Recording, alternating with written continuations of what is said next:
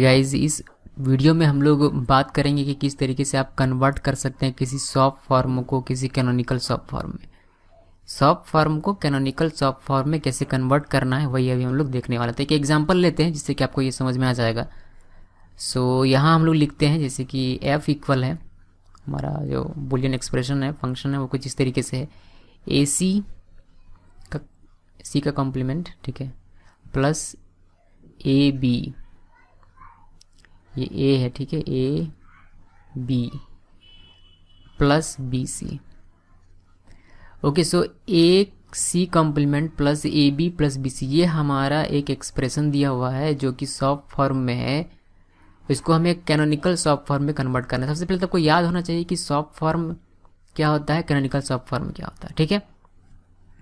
अगर आपने मेरा पिछला वीडियो नहीं देखा, इसमें मैंने ये डिस्कस किया हुआ है कि सॉफ्ट फॉर्म क्या होता है, कैनोनिकल सॉफ्ट फॉर्म क्या होता है, या फिर कैनोनिकल क्या होता है, तो आप उसको उस वीडियो को देख लीजिएगा, ठीक है। कैनोनिकल का मतलब ये होता है कि सभी टर्म में इक्वल वेरिएबल होने चाहिए, तो सभी टर्म में इक्वल वेरिएबल होने चाहिए और सॉफ्ट फॉर्म में भी वो होना चाहिए, तो उसी को हम लोग कैनोनिकल सॉफ्ट फॉर्म कहते हैं।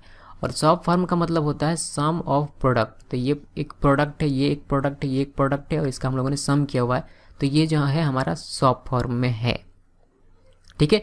अगर इस एक्सप्रेशन को मैं दे दूं और मैं पूछूं आपसे कि ये एक्सप्रेशन सॉफ्ट फॉर्म में है या पॉज फॉर्म में, बताइए, तो आप इस एक्सप्रेशन को देखकर मुझे बता सकते हैं कि देखिए ये यहाँ प्रोडक्ट है, यहाँ प्रोडक्ट है और यहाँ प्रोडक्ट है, और इस सभी प्रोडक्ट को सम किया गया है, इसीलिए ये सम ऑफ प्रोडक्ट है, यानी कि सॉफ्ट फॉर्म में, ठीक है।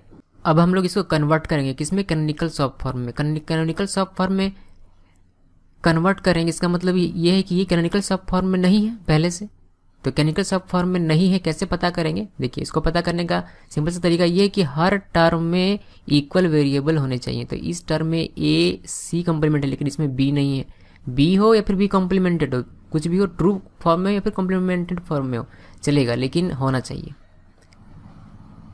उसी तरीके से इस टर्म में ए बी है लेकिन सी नहीं है, इसमें ए मिसिंग है, तो हर टर्म में कुछ ना कुछ मिसिंग है। इसी वजह से इसको हम लोग सॉफ्ट फॉर्म तो कहेंगे लेकिन कैनोनिकल सॉफ्ट फॉर्म नहीं करेंगे, यानी कि हमें हर टर्म में जो मिसिंग है उसको लाना पड़ेगा, उसके बाद ही हम लोग उसको कैनोनिकल सॉफ्ट फॉर्म कहेंगे। तो चलिए इसको वापस लाते हैं। तो इसके लिए आपको बुलियन अलजेब्रा के लॉज याद होने चाहिए, ठीक है।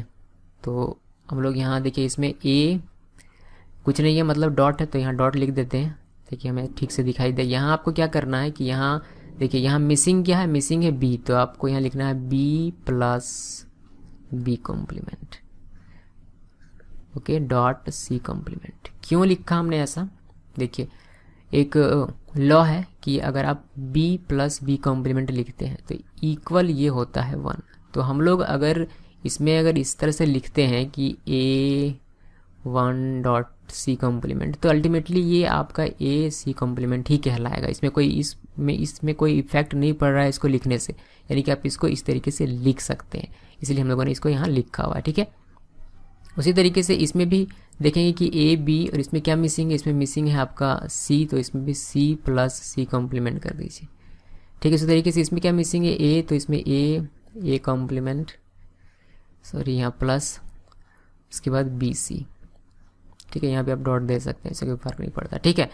ओके, सो इतना लिखने के बाद आपको करना ये है कि आप क्या कीजिए कि इसको मल्टीप्लाई कर दीजिए, ठीक है। इसको एक और स्टेप में आपको एक और स्टेप इसको सही तरीके से हम लोग कर लेते हैं, ठीक है।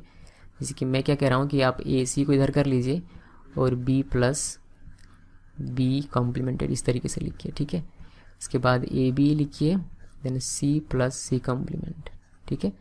उसी तरीके से इसको बी सी को आगे कर दीजिए और ए प्लस ए कॉम्प्लीमेंट, ठीक है, इस तरीके से लिखना है। अभी इसको मैथमेटिकल जैसे हम लोग मल्टीप्लिकेशन करते हैं उसी तरीके से हम लोग मैथमेटिकली इसको मल्टीप्लिकेशन करते हैं, यानी कि ए सी को बी से मल्टीप्लाई कर दीजिए, तो ये हो जाएगा। वैसे तो हम लोग इसमें लिखेंगे ए कॉम्प्लीमेंटेड सी बी, लेकिन बी को मैं आगे कर देता हूँ कि ए बी, क्योंकि ए बी सी होता है, तो इसको हम लोगों ने ऐसे लिखा, इसको हमने इससे मल्टीप्लाई किया तो ये आ गया, देन प्लस होगा, देन इसको हम लोग इससे मल्टीप्लाई करेंगे तो ये हो जाएगा A B complement C complement, then यहाँ प्लस है तो यहाँ प्लस हो जाएगा, देन ए बी को सी से मल्टीप्लाई करेंगे तो ए बी सी हो जाएगा, देन प्लस ए बी को सी कॉम्प्लीमेंटेड से मल्टीप्लाई करेंगे तो A B C complement, then plus ये वाला प्लस, देन बी सी को ए से, तो ये हो जाएगा ए बी सी। मैं सबको ठीक तरीके से लिख रहा हूँ, आप वैसे बी सी ए भी लिख सकते हैं लेकिन उसको फिर से आपको ए बी सी करना ही पड़ेगा, प्लस ये वाला प्लस, देन बी सी को ए कॉम्प्लीमेंटेड से, तो ए कॉम्प्लीमेंट बी सी। ठीक है, इतना आ गया। अभी इसमें एक फॉर्मूला है, एक लॉ है कि अगर आइडेंटिकल होता है, जैसे कि ये ए बी सी यहाँ भी है और ये ए बी सी यहाँ भी है, तो हम लोगों ने पढ़ा हुआ है कि ये तो एक हो गया, इसको हटा देते हैं। ठीक है, देखिए एक हम लोगों ने लॉ पढ़ा हुआ है, लॉ कहता है कि अगर ए प्लस ए है तो वह इक्वल टू हो जाएगा ए के। ठीक है, ये हम लोग जानते हैं। अगर इसको सर्किट में भी देखें तो सर्किट से भी हमें पता चल जाएगा कि अगर आपका ए प्लस का क्या है, प्लस का मतलब होता है ओर गेट, तो यहाँ अगर ए है, यहाँ अगर ए है, तो ये आउटपुट में हमें ए देगा।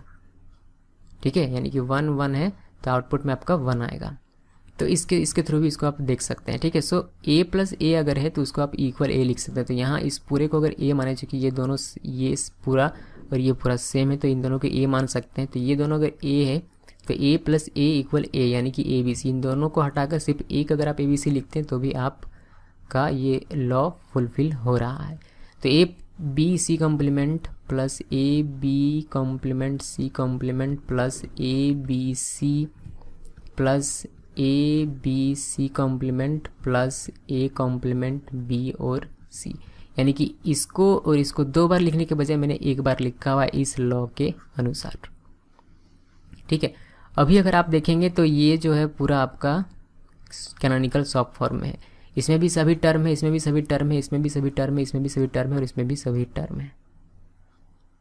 ठीक है, इसको फर्दर आप सिंप्लीफाई कर सकते हैं, लेकिन फिर से आपका ये इसी फॉर्म में आ जाएगा। इसीलिए आपको इसको और लॉ को अगर आप किसी और मतलब अलजेब्रा के लॉज को अगर आप आगे लेकर जाएं, इसको मतलब इससे सिंप्लीफाई करें, तो अल्टीमेटली आपको ये मिल जाएगा। तो हमें ये निकालना नहीं, हमें सिर्फ इसको कैनोनिकल सब फॉर्म में बनाना था, जो कि हम लोगों ने बना लिया है। ठीक है, तो ये जो है हमारा कैनोनिकल सब फॉर्म में है। तो इस तरीके से आप किसी भी सब फॉर्म को कैनोनिकल सब फॉर्म में कन्वर्ट कर सकते हैं। बस आपको याद होना चाहिए लॉज, जो लॉज हम लोगों ने पढ़ा हुआ है वो सारे लॉज आपको याद होने चाहिए, और कैनोनिकल सब फॉर्म क्या होता है और सब फॉर्म क्या होता है, ये सब चीज़ें आपको पता होनी चाहिए। सो वॉचिंग।